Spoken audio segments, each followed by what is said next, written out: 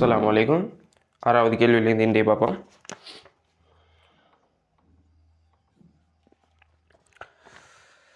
BrOCl2F, BrFO2, BrF3Cl- ஆகியவற்றில் மைய அணுவை சூழ உள்ள இலத்திரன் சோடி கேத்திர கணித வடிவம் முறை. இலத்திரன் சோடி கேத்திர கணித வடிவத்தை தான் கேட்குறாங்க. சரியா? அப்போ பார்ப்போம். BrOCl2F தானே, BrOCl2F. அதில் இப்போ மைய அணுவாக நாங்கள் வந்து என்ன எடுப்போம்? புரோமின் எடுப்போம். எடுத்தேன்டா டபுள் பாண்ட் O, அடுத்தது குளோரின் குளோரின் ஃப்ளோரின்.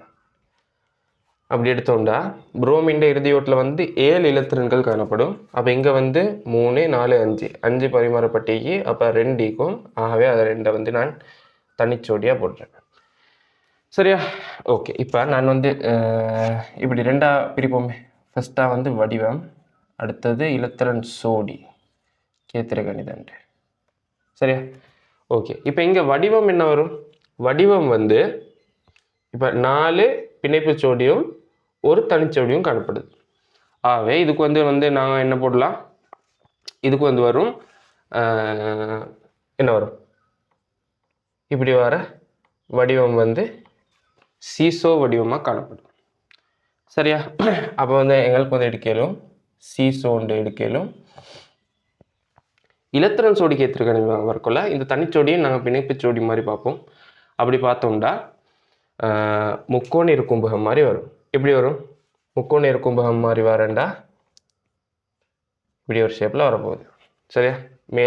மேல் நோக்கி ஒன்று, கீழ் நோக்கி ஒன்று. இது வந்து 180 பகையாக காணப்படும். இந்த 3 பிணைப்பு ஜோடிகளும் ஒரு தளத்தில் காணப்படும். 120 பகை 120 பகை 120 பகைன்ற அந்த ஒரு கோணத்தில் காணப்படும். ஆகவே அது வந்து முக்கோண இருக்கும்பகம். முக்கோண இருக்கும்பகம். எக்ஸாக்ட்லி இப்படி போட வேணாம், போட்டால் மார்க்ஸ் தர மாட்டாங்க.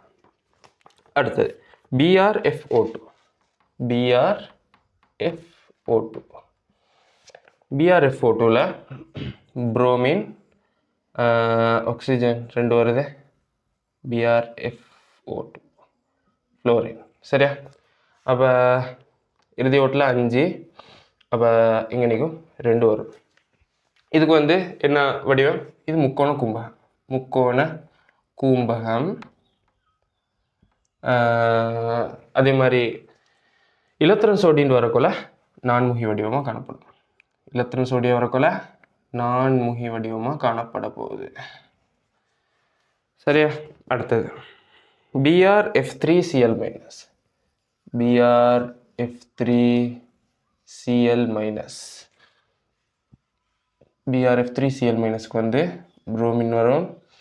அதோட எப்படி வரும்? ஃப்ளோரின் ஃப்ளோரின் ஃப்ளோரின் குளோரின் வரும். சரியா? அப்போ இறுதி ஓட்டில் உள்ள 4 இலத்திரன்கள் பரிமாறப்பட்டாச்சு. 3 வரணும். அப்போ 3 போடையெல்லாம் நான் 4 போட்டேன். அப்போ 4 போட்டேன்டா எக்ஸ்ட்ராவாக ஒரு இலத்திரன் சேர்ந்து, ஆகவே மைனஸை கொடுப்போம். எக்ஸ்ட்ராவாக ஒரு இலத்திரன் சேர்ந்துருத்தால மைனஸ் கொடுப்போம். ஆகவே இதுக்கு வந்து வடிவம் என்ன வரும்டா? இது வந்து சதுரத்தலம். சதுரத்தல வடிவம், இல்லாட்டி தல சதுரம். சதுரத்தலம். இலத்திரன் சோடியா வரக்குள்ள இந்த 2 தனிச்சோடிகளையும் பிணைப்பு சோடிகளை கணக்கு எடுத்தேன்டா என்ன வடிவம் வரும்? எண்முகி வடிவம் வரும். எண்முகி வடிவம் வரப்போகுது. சரியா? ஓகே. அப்போ அப்படி பார்த்தேன்டா முக்கோண இருக்கும்பகம் வரும், நான்முகி எண்முகி. அப்படி வரேன்டா 3வது ஆன்சர் வரும். 3rd ஆன்சர் சரியான ஆன்சராக வரும். 7வது கேள்வியை பார்ப்போம். படத்தில் காட்டியவாறு ஆரம்பத்தில் இரு குடுவைகளில் ஒன்றுடன் ஒன்று தாக்கமுறாத 2 இலட்சிய வாயுக்கள் அடைக்கப்பட்டுள்ளது. பின் திருகி திறந்து 2 வாயுக்களும் ஒன்றோடொன்று கலக்க அனுமதிக்கப்பட்டது. இதன் போது அமுக்கம் P3ஆகவும் வெப்பநிலை T3ஆகவும் காணப்பட்டது. T3க்கு பொருத்தமான கோவை என்னாடி கேட்குறாங்க. சரி இங்கே பாருங்கள், ஃபஸ்ட்டு வந்து 2 குடுவை காணப்படுது. 2 குடுவை இப்படி காணப்படுது. இங்கே வந்து திருகி அடைக்கப்பட்டீங்க. ஃபஸ்ட் குடுவையில் வந்து P1 V1 அதே மாதிரி T1 சரியா. ரெண்டாவதுல வந்து P2 V2 T2. ஓகே, இப்போ திருகியை வந்து திறக்கிறாங்க. திருகியை திறந்தேன்டா நான் இது 2 குடுவையும் ஒரே குடுவையாக கற்பனை பண்ணி எடுக்கிறேன் சரியா. ரெண்டையும் திருகியை திறந்தேன்டா ரெண்டும் சேர்ந்து ஒரு குடுவை ஆகிடும். அப்படி ஆவினா கனவளவு என்ன, இது 2 கனவளவும் சேர்ந்து தான் வரப்போகுது. அப்படி வந்தோடனே V1 சக V2 வரும், அது மாறாது. அது மாதிரி T1 T2ன்றது வந்து இங்கே தந்திக்கு தரவில் T3 மாறுதுண்டு, அதே மாதிரி P3 மாறுதுன்னு தந்திக்கு சரியா. ஓகே, அவ்வளோதான். இப்போ T3க்கான கோவையை தான் கேட்குறாங்க. இப்போ பாருங்கள், இங்கே வந்து மூளை வந்து நான் N1 எடுக்கிறேன், அதே மாதிரி இங்கே மூளை N2 எடுக்கிறேன். அப்போ இங்கே N1 சக N2 மொத்த மூல் வரப்போகுது சரியா. ஓகே, அப்போ பிளச்சிய வாயு சமன்பாட்டில் PV சமன் nRTன்னு வரும். அதில் நாங்கள் மூளை தான் நாங்கள் வந்து எக்ஸ்ட்ராவை எடுத்தோம். அப்போ நாங்கள் மூளை தான் வெட்டி படுறது மாதிரி எடுக்கணும். N சமன் PV கீழ் RTன்னு எடுக்கிறேன் சரியா. ஓகே, அப்போ எடுப்போம். N1 சக N2 சமன் N1 சக N2 சரியா. அப்போ Nக்கு வந்து எப்படி எடுக்கலாம், P1 V1 கீழ் RT1, P1 V1 கீழ் RT1 சக P2 V2 கீழ் P2 V2 கீழ் RT2 சமன் P3 V1 சக V2 V1 சக V2 கீழ் RT3 சரியா. ஓகே, இப்போ R கேன்சல் பண்ணலும் P1 V1 கீழ் T1 சக P2 V2 கீழ் T2 சமன் P3 V1 சக V2 கீழ் T3. அடுத்தது இப்போ நான் இங்கே எழுதுகிறேன். இப்போ வந்து நான் T3 வந்து இங்கே எடுத்து வரேன். அதுக்கு போது இன்னொரு வேலையும் செய்வோம். இப்போ T1 T2 இப்போ இதுக்கு வந்து போம செய்யறதுக்குள்ள T1 T2 பெருக்கிப்படும், T2 வந்து இதோட பெருக்கிப்படும், T1 வந்து இங்கே பெருக்கிப்படும் சரியா. அப்படித்தானே. அப்போ T1 T2 T2 P1 V1 சக T1 P2 V2 சரியா சமன் P3 V1 சக V2 கீழே T3 வரப்போகுது. இப்போ நான் T3 வந்து எளிவாய் மாற்றுறேன். மாற்றினா T3 சமன் எப்படி வரும், P3 V1 சக V2 T1 T2 கீழ் T2 P1 V1 சக T1 P2 V2 வரப்போகுது. ஓகே, அதான் விட. அப்போ இதுபடி பார்த்தோம்னா P3 V1 V2 P3 V2. அப்போ இங்கே வந்து செகண்ட் ஆன்சர் தான் வரும். செகண்ட் ஆன்சரில் வந்து இதையும் பெருக்கி மறக்கணும் போட்டிக்கு அப்படி பார்த்தோம்னா செகண்ட் ஆன்சர் தான் ஆன்சராக வரும். ஓகே, 8வது கேள்வி போம்.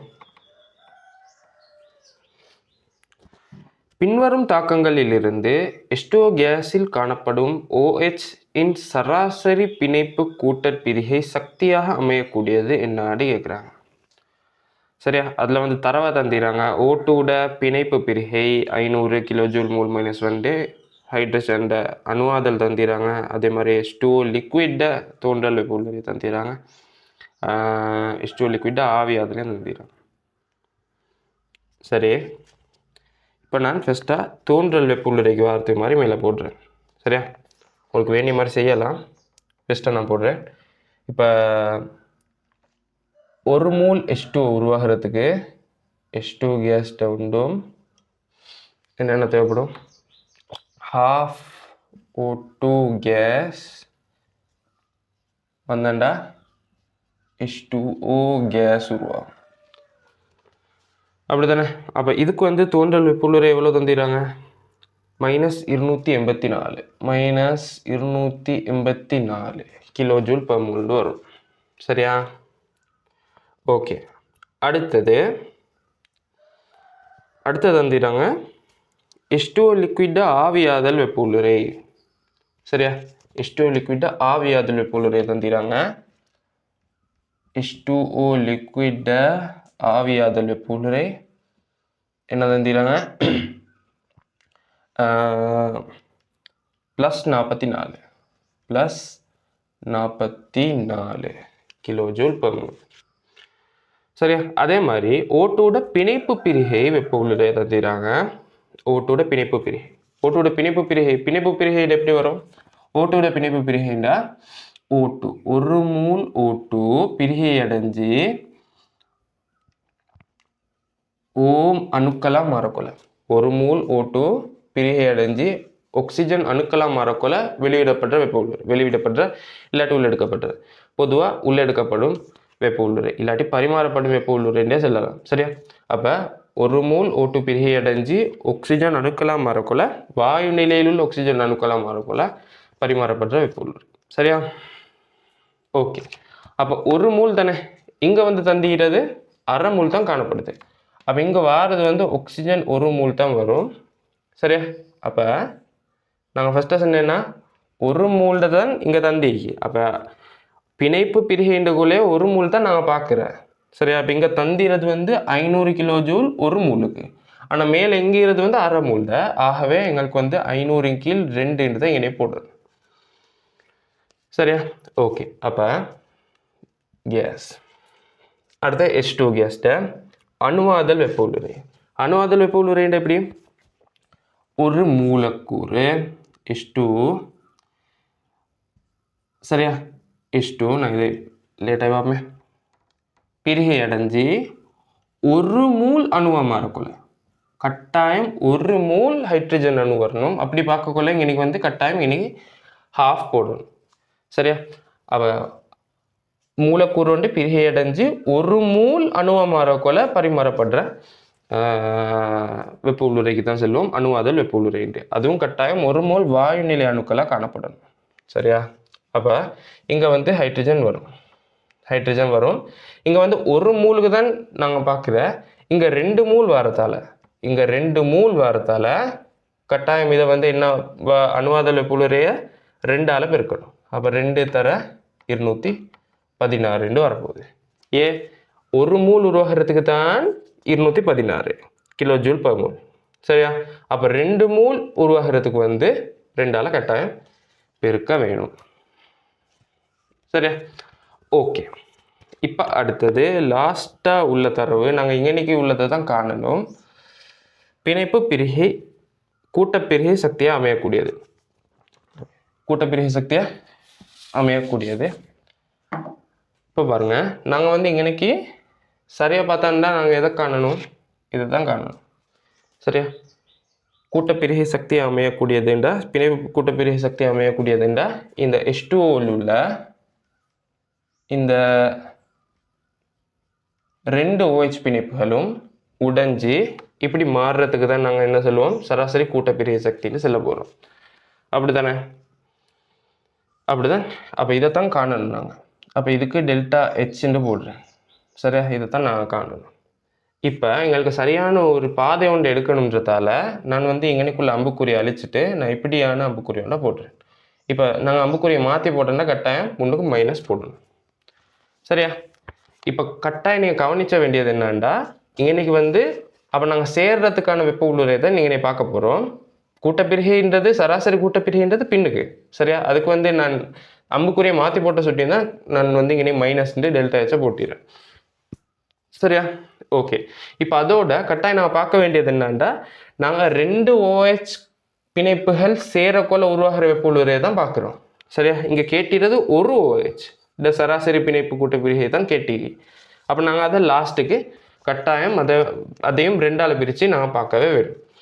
சரியா? ஓகே. இப்போ நான் இந்த பாதையிடத்தையும் இந்த பாதையிட வெப்ப சக்தியையும் சமப்படுத்துகிறேன். சரியா? அப்போ -284 சமன் 216 2ஆல் பெருக்கினா 432 சக 500 சக நாங்கள் நீ +44 சக -ΔH நான் -ΔH வந்து இங்கே போட்டுருவேன். -ΔH நான் இங்கே மைனஸை வந்து இங்கே எடுத்து வந்தால் ப்ளஸ்ஸாக மாறும். அப்போ +ΔHன்னு போட்டுருவேன். சரியா? இப்போ சுருக்குவோம். இப்போ சுருக்கினா ΔH நான் இங்கே வச்சுக்கொள்கிறேன். ΔH இங்கே வச்சுக்கொள்கிறேன். 284 அங்கே எடுத்து போகிறேன். எடுத்து போனேன்டா 932 976 வரும். 976 சக 284 என்று வரப்போகுது. ரைட். இங்கே வந்து ஒரு இடத்துல வந்து நான் எனக்கு ஒரு பை மிஸ்டேக் ஒன்று நடந்தீங்க. தோன்றல் வெப்ப உள்ளுறையில் கட்டாயம் லிக்விட் நிலையில் உள்ளதை தான் போட்டிக்கணும். அடுத்தது ஆவியாதல்ன்றதால எனக்கு அம்புக்குறி வந்து எப்படி வந்திக்கணும், லிக்விட்லேருந்து கேஸுக்கு போகிறது தான் வந்திக்கணும். அதான் நான் எனக்கு மிஸ்டேக் ஒட்டிடுறேன். வாயு நிலையில் உள்ளதாக தான் வந்திக்கணும். சரியா? ஓகே. வாயு நிலையில் கட்டாயம் மீக்கணும் பிணைப்பு கூட்டப்பிரிகைக்கு. இப்போ வாயு நிலையில் உள்ளதை தான் வாயு நிலையை கொண்டு போய்த்து அதில் உள்ள பிணைப்பை தான் உடைச்சி நாங்கள் வாயு நிலை அணுக்களை உருவாக்கணும். அப்போ கட்டாயம் வாயு நிலையில் வந்து காணப்படணும். சாரி, நான் வந்து அன்னைக்கு மாற்றி போட்டுட்டேன். சரி, இப்போ வந்து லிக்விட்லேருந்து கேஸுக்கு போகல, அதுக்கு தான் வேப்பரைசேஷன் பதங்கமாகக்குள்ள இது ஆவியாகக்குள்ள வந்து +44 தேவைப்பட்டி. எங்களுக்கு வந்து இதை வந்து நாங்கள் மாற்றி போடக்குள்ள நாங்கள் ஒரு பாதை ஒன்று சரியான தெளிவான பாதை ஒன்று எடுக்கணும் தானே. அப்படி எடுக்கக்குள்ள மேலே அம்புக்குறியை வந்து நான் மேலே போடுறேன். அப்படி போட்டுக்கொள்ள இன்னைக்கு அம்புக்குறி மைனஸ் ஆகணும். சரியா? அம்புக்குறி மேலே போட்டாண்டா அந்த பெருமானத்திர குறி மைனஸ் ஆக போகுது. சரியா? ஓகே. அப்போ -284. சரி, இப்போ இங்கே வந்து அப்போ இங்கே கொஞ்சம் மாறும்.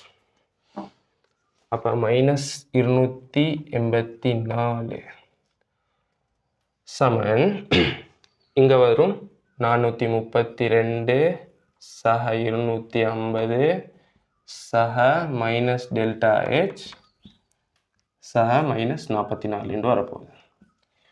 சரியா? இதை சுருக்கி பாருங்கள். சுருக்கினண்டா விட வரும் ΔHக்கு -922 கிலோஜூல் மூல் -1 வரும். சரியா? சுருக்கினண்டா விட வரும் -922. இப்போ வந்து ΔHக்கு வந்து நாங்கள் பார்த்தது என்ன, ΔH தான் நாங்கள் பார்த்தோம். ஆனால் எங்களுக்கு தேவை என்ன, -ΔH தான் தேவை. சரியா? அப்போ வந்து -ΔH தான் நாங்கள் இங்கே கண்டிரோம். -ΔH தான் நாங்கள் இங்கே கண்டிரோம். இப்போ -ΔH தான் கண்டிரோம். அப்போ ΔHஐ காண்றதுக்கு ΔHன்னா என்ன, பின்னுக்கு வரணும். கூட்ட பிரிகைன்ற போல இங்கே இந்தி பிரிஞ்சு வர்றது தான் காணணும். அப்போ ΔH மைனஸ் வந்து இல்லாமக்கினாண்டா 922 கிலோ ஜூல் மூல் -1 வரும். அப்போ நான் ஃபஸ்ட்டு சொன்ன மாதிரி 2 OH பிரிகிறதுக்கு தான் 2 OH பிணைப்புகள் பிரிகிறதுக்கு தான் இந்த பெருமானம். அப்போ நாங்கள் வந்து ஒரு OH பிரிகிறதுக்கு ஒரு OH பிணைப்பு பிரிகிறதுக்கு வந்து 922 வந்து என்ன செய்யணும், 2ஆல் பிரிச்சிடணும். பிரிச்சேன்டா +461 கிலோ ஜூல் மூல் -1 வரப்போகுது. 461 கிலோ ஜூல் மூல் -1 விட வரப்போகுது. அப்படி பார்த்தேன்டா செகண்ட் ஆன்சர் வரும். சரி, 9வது கேள்வி போகும். 0.4 மூலர் செறிவுடைய NH3 கரைசல் ஒன்றின் 100 சென்டிமீட்டர் கன மாதிரிக்குள் 0.535 கிராம் திண்ம NH4Cl கரைக்கப்பட்ட போது கரைசலின் pH பெருமானம் என்னான்னு கேட்குறாங்க. சரி, NH4 ப்ளஸ் அயனாக்க மாறிலி KA தந்திராங்க. இப்போ உங்களுக்கு தெரிஞ்சுக்கணும், அமோனியான்றது ஒரு காரக்கரைசல். சரியா, pH பெருமானத்தை காண்றதுக்கு போது எங்களுக்கு வந்து pOH பெருமானத்தை தான் கண்டுட்டிக்கணும். சரியா, அப்போ எங்களுக்கு வந்து NH3 கரைசலையும் NH4Cl கரைசலையும் தான் சேர்க்குறாங்க. அப்படின்டா மின்காரமும் அதோட உப்பும் தானே. ஆகவே இது வந்து தாங்கட் கரைசலாவது வெளிப்பட போகுது. அப்போ தாங்கட் கரைசல்ன்றதால எங்களுக்கு வந்து எண்டர்சன் சமன்பாட்டை பாவிச்சாலும் இல்லாட்டி மற்ற மாதிரி செய்யவும் மேலும். இன்னொரு நீட்டமான மெத்தட் ஒண்டிக்கு நான் வந்து இந்த மெத்தடில் செய்கிறேன். சரியா, அப்போ இதுக்கு வந்து POH சமன் PKB சக log salt இல்லாட்டி உப்பின் செறிவின் கீழ் காரத்தின் செறிவு. சரியா, காரத்தின் செறிவுன்னு இருப்போம். இதுதான் சமன்பாடு, எண்டர்சன் சமன்பாடுன்னு. சரியா, ஓகே. இப்போ இங்கே வந்து தந்திரது வந்து KA தான், KAட பெருமானம் தான் தந்திராங்க. KAட பெருமானம் தந்திராங்க 1/10⁻9 மோல் டெசிமீட்டர் -3. சரியா, இப்போ PKA காண்றதுக்கு என்ன செய்யணும்? PKA சமன் -log 1/10⁻9, அதை வந்து இதாக்கினா 9 log 1 வரும். log 1 வந்து 0, ஆகவே 9 வரப்போகுது. சரியா, ஓகே. அப்போ PKA சக PKB சமன் 14. இது வந்து இங்கே சாதாரண ரூம் டெம்பரேச்சரில் வந்து இது சரி. அப்போ PKA சக PKB 14ண்டா PKB சமன் 14 - 9 சமன் 5 வரும். சரியா, அப்போ நாங்கள் PKBட பெருமானத்தையும் எடுத்துட்டோம் 5. சரி, இப்போ உப்பட செறிவு எங்களுக்கு வந்து தெரியா, உப்பட செறிவை காணணும். அதே மாதிரி காரத்திட செறிவு எங்களுக்கு தெரியும். காரத்திட செறிவு என்ன? 0.4 மோலர். சரியா, இப்போ NH4Cl செறிவை காண்றதுக்கு நாங்கள் என்ன செய்யணும்டா, ஃபஸ்ட்டாக மூளை கண்டுட்டிக்கணும். மூளை காணுவோம். Mole NH4Cl திணிவை தந்திரான் 0.535. 0.535 நான் எழுதுறேன். 535 தர 10⁻3 கீழே மூலக்கூற்று திணிவு என்ன வரும்? NH4Cl நைட்ரஜன் 14, ஹைட்ரஜன் 4, அப்போ 18, குளோரின் 35.5, அப்போ 53.5 வரும். 53.5 535 தர 10⁻1 எழுதுறேன். சரியா, அப்போ இதை எழுதலாம் எப்படி? 1 தர 10⁻2 3 எழுதலாம். 1 தர 10⁻2 3 எழுதலாம். சரி, இப்போ இங்கே வந்து தந்தீரா 100 சென்டிமீட்டர் கணம் மாதிரிக்குள்ளே சேர்க்குறேன். அப்போ செறிவை காணலாம். செறிவை காண்றேன். NH4Cl மூல் C சமன் NOV தானே. அப்போ 1 தர 10⁻2 கீழ் 100 சென்டிமீட்டர் கணம். அப்போ தர 10⁻3 டெசிமீட்டர் கணத்துக்கு மாற்றுறதுக்கு. சரியா, டெசிமீட்டர் கணத்துக்கு மாற்றுறதுக்கு மேலே மூல் கீழே டெசிமீட்டர் கணம். சரியா, அப்போ 10⁻1 10⁻2 பாப்பா மொத்தத்தில் வரும் 0.1 மூல் டெசிமீட்டர் -3 வரப்போகுது. சரியா, ஓகே. அப்போ நாங்கள் உப்புட செறிவையும் கண்டுட்டோம். இப்போ எல்லாத்தையும் போடுவோம். PKB வந்து என்ன வரும்? 5 சக log உப்புட செறிவுன்னா 0.1 கீழே 0.1 மூலர் கீழ் உப்பு காரத்திட செறிவு வந்து 0.4 மூல் டெசிமீட்டர் -3 வரும். ஆகவே 5 சக log 0.25 வரப்போகுது. 0.25 பெருமானம் வந்து என்ன வரும்டா? பெருமானம் வந்து 0.602 வரும். மைனஸ் 0.602 வரப்போகுது. அதனால நான் 0.6 எடுக்கிறேன். அப்படி எடுத்தேன்டா 4.4 வரும். 4.4 வரப்போகுது. இப்போ pH சக POH சமன் 14 நார்மல் ரூம் டெம்பரேச்சரில். சரியா? அப்படி பார்த்தோம்னா எங்களுக்கு வந்து pH தான் தேவை. pH சமன் 14 மைனஸ் 4.4 சமன் 9.6 வரும். 9.6 வரப்போகுது. அப்போ இங்கே நீங்கள் வந்து ஆன்சர் வந்து என்ன வரும்? 4th ஆன்சர் வரும். சரி, 10வது கேள்வி பார்ப்போம். இதில் வந்து முதல் ஏமைடை வந்து NaOHோட போடுறாங்க. NaOHல அப்படி போட்டாண்டா ஃபஸ்ட்டாக CH3 COO NH2 அதுக்கு வந்து என்ன செய்கிறாங்க? NaOH போடுறாங்க. NaOH போடுறாங்க. NaOH போட்டால் இந்த OH மைனஸ் வந்து கர்நாட்ட பிரதியீட்டு தாக்கத்தில் ஈடுபடும். அப்படின்டா வந்து ஃபஸ்ட்டாக சேரும். அதுக்கப்புறம் ஆக்சிஜன் வந்து அதில் உள்ள சிங்கிள் பாண்ட் வந்து பிரிஞ்சு மேலே போகும். மறுக்கன் திரும்பி வரக்குள்ள NH2 வெளியேறும். சரியா? ஓகே. அப்போ மறுக்கணும் இதால் வாரது வந்து ஃபஸ்ட்டாக என்ன வரும்? CH3 COOH வரப்போகுது. இதோட நிற்காது. NaOH வந்து மறுக்கணம் தாக்கமடைஞ்சு மீண்டும் தாக்கமடைஞ்சு என்ன நடக்கும்டா? இது வந்து உப்பாக மாறும். CH3 COONA. அந்த டைமே இப்படி CH3 COONA மாறிடும். சரியா? மாறும். இப்போ இதை வந்து நாங்கள் மாற்றுறதுக்கு என்ன செய்வோம்டா? இன்றைக்கி வந்து அமிலம் ஒன்று போடுவோம். சரியா? இன்றைக்கி வந்து இதை மறுக்கணும் கார்பாக்சிலிக் அமிலமாக மாற்றுறதுக்கு நாங்கள் இன்றைக்கி வந்து ஒரு அமிலம் ஒன்று போடுவோம். இன்றைக்கி தந்திடுது என்ன? டில் H2SO4 தந்திடுறேன். சரியா? டில் H2SO4 தந்திடுறேன். அப்போ CH3 COOH மாறும். CH3 COOH மாறும். இப்போ அடுத்தது தந்திடுறேன் PCl3. PCl3 எப்படி வரும்? PCl3ல PCl3 போட்டேன்டா எனக்கு வந்து CH3 அமில குளோரைடு உருவாகும். CH3COCl உருவாக போகுது. சரியா? இப்போ நான் போகல எல்லா வீடியோவும் சொல்லி கொண்டு போயிட்டேன். இதுதான் ப்ரோசஸ். இப்போ NaOH போட்டேன்டா என்ன நடக்கும்டா? இந்த ப்ரோசஸ் அப்படியே ஃபஸ்ட்டாக நடக்கும். சரியா? இப்போ NaOH மறுக்கண 2 தடவை போட்டுறல ஒரு முறை போடக்குள்ளேயே இந்த ப்ரோசஸ் அப்படியே நடந்து இந்த விளைவு வந்துடும். அப்போ இங்கே வந்து ஏயா வாரது வந்து CH3 COONA தான் வரும். சரியா? அடுத்தது அதுக்கப்புறம் அமிலத்தை போட்டோன்னே B வரும். CH3 COOH.